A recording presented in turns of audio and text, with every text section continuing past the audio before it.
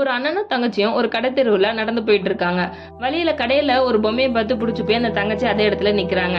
அதை புரிஞ்சுக்கிட்டு அந்த அண்ணன் என்ன பண்றாரு, அந்த கடைக்குள்ள போ, அதுல உனக்கு என்ன பொம்மை பிடிச்சிருக்கோ நீ போய் வாங்கிக்கோ அப்படின்னு சொல்லி தன்னோட தங்கச்சியை அனுப்பி வைக்கிறான். தான் பாக்கெட்ல இருந்த செல்லாத 4 காயினை எடுத்து அந்த முதலாளி கிட்ட காமிச்சு, இந்த காசு போதுமான்னு பாருங்க அப்படின்னு சோகமா மூஞ்சிய வச்சுட்டு காட்டுறான். அதுக்கு அந்த முதலாளி ஒரே ஒரு செல்லாத காயினை எடுத்துட்டு, இந்த காசு போதுமானதா இருக்கு அப்படின்னு சொல்லி சந்தோஷமா அனுப்பிச்சு வைக்கிறாரு.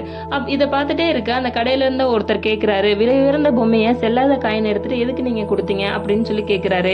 அவனோட ஆசை தன்னோட தங்கச்சியோட சந்தோஷத்தை நிறைவேற்றணும் அப்படிங்கிறது தான். இப்ப போய் நான் காசு பத்தாதுன்னு சொல்லி சொன்னா அவனோட மனசுல காசுதான் பெரிய விஷயம் அப்படிங்கறது பதிஞ்சு போயிரும். அந்த மாதிரி எதுவுமே பதியக்கூடாது. இதை இவன் கொஞ்ச நாள் கழிச்சு நினைச்சு பார்க்கும்போது இந்த உலகத்துல இந்த மாதிரி நல்லவங்களும் இருந்துட்டு தான் இருக்காங்க அப்படிங்கிற விஷயம் அவனுக்கு புரியும். அதுக்காக தான் நான் இந்த மாதிரி பண்ணேன் அப்படின்னு சொல்லிட்டு அந்த முதலாளி சொல்றாரு. இந்த மாதிரி கதைகளுக்கு ரக்ஷன் மயிலு சேனலை சப்ஸ்கிரைப் பண்ணுங்க.